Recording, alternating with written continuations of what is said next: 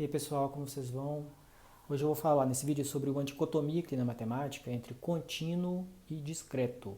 São duas palavras muito usadas na computação e nas áreas aplicadas como a engenharia. Antes de mais nada, deixa eu fazer uma observação. A palavra contínua é usada em várias áreas da matemática. No cálculo, em particular, a gente usa contínua como um adjetivo para função. Existe um tipo de função específica, que são as funções contínuas, que tem um papel importante, central no estudo do cálculo. Mas o estudo do que é contínuo, das funções contínuas, é muito usado também, define uma área da matemática chamada topologia, que dá a base teórica para as geometrias, mas também a palavra contínua ela existe em termos de conjunto. Mas no contexto mais amplo na matemática, contínuo é o oposto ao discreto, e eu vou tentar explicar isso. Bem, eu acredito que todo mundo aqui já entende o que é contínuo e discreto desde o pré-escolar. Eu vou mostrar duas atividades que vocês faziam no pré-escolar que mostra bem isso, as ideias do que é o discreto e o que é o contínuo, geometricamente. Aí o professor te dava uns pontinhos na folha, pedia para você circular os pontinhos. Aí você ia lá, separava os pontinhos com um círculo. Por que você consegue fazer isso? Porque eles estão isolados. Isso tem a ver com ser discreto. Outra atividade, o professor te passava lá 2 pontos e delimitava uma região.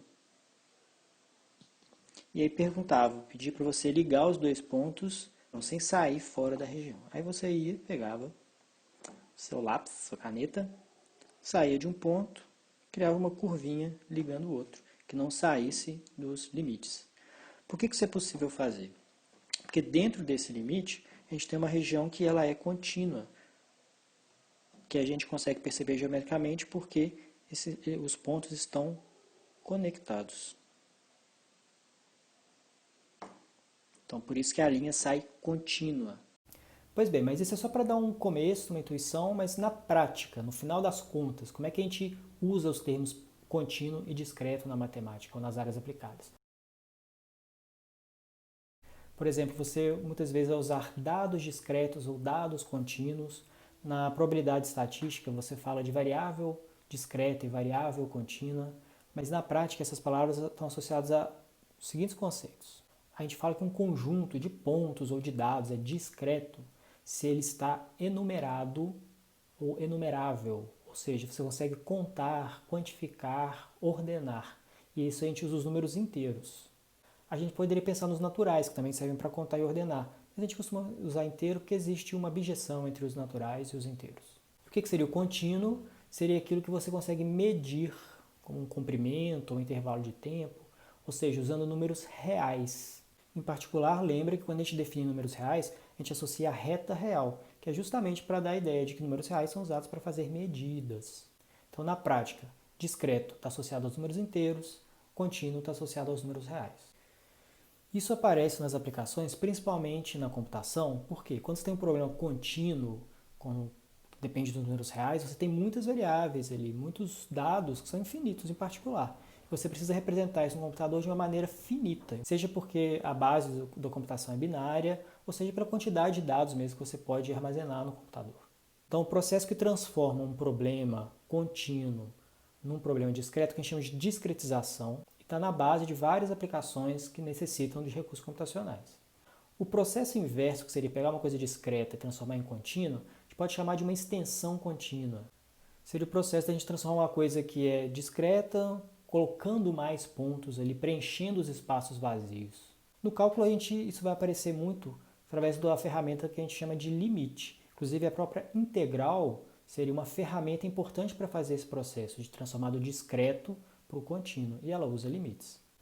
Bem, mas o que eu vou falar daqui de agora já é um pouco mais filosófico, tá? Só para a gente tentar entender a origem, o conceito mais abstrato do que vem a ser a continuidade.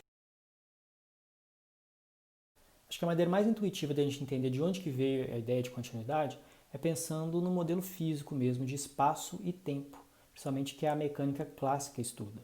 A gente sabe que a relação entre espaço e tempo é o movimento.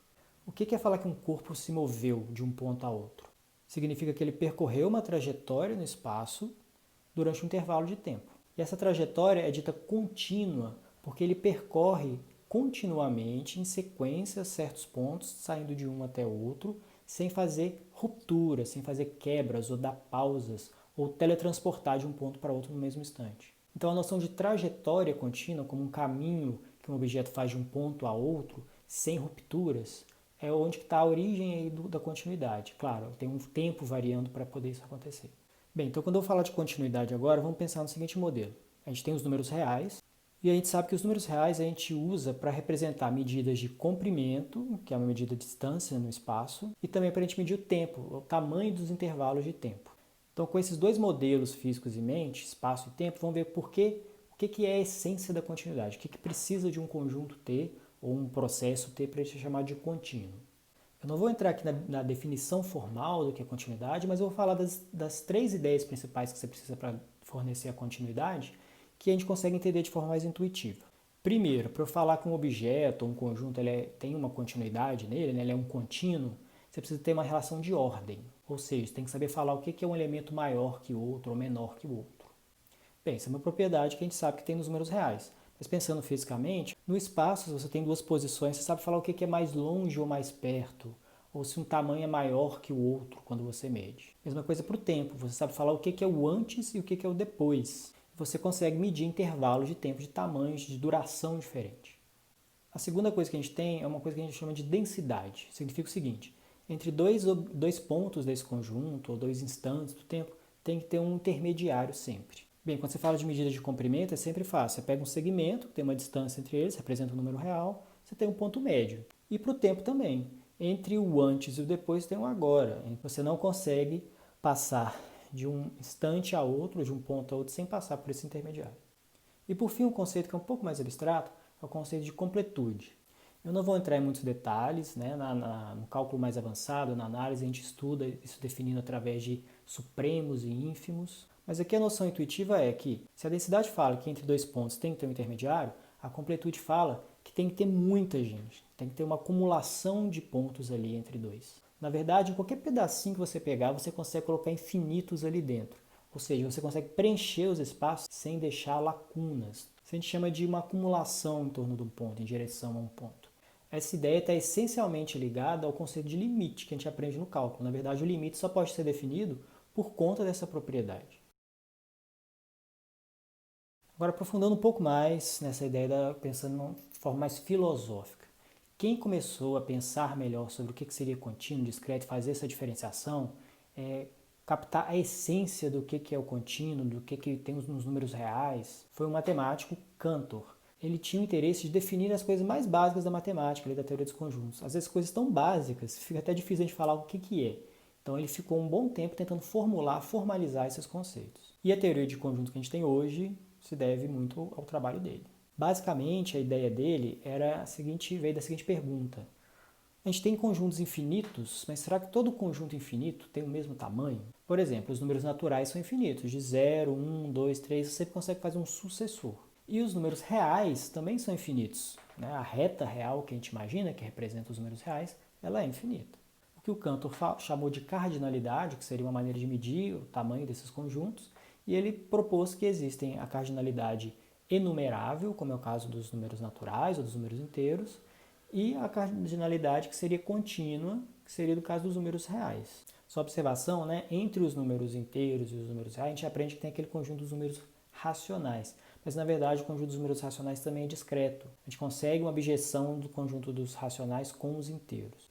E aí o Cantor tem uma hipótese que fala o seguinte, só tem essas duas possibilidades, ou o conjunto é discreto ou o conjunto é contínuo. Mas tem uma alta discussão filosófica e vários outros matemáticos e filósofos tentaram discutir se isso realmente é necessário da gente exigir, realmente é necessário uma hipótese a ser feita, mas na prática o que a gente sabe existem os conjuntos discretos, existem os conjuntos contínuos, a gente usa os dois para fazer modelos matemáticos, e nas áreas aplicadas a gente esbarra o tempo todo com esse conceito, só que eles não estão formalizados muito durante o curso, a gente aprende na prática às vezes. Então tá aí, falei um pouquinho sobre essa dicotomia do discreto e contínuo.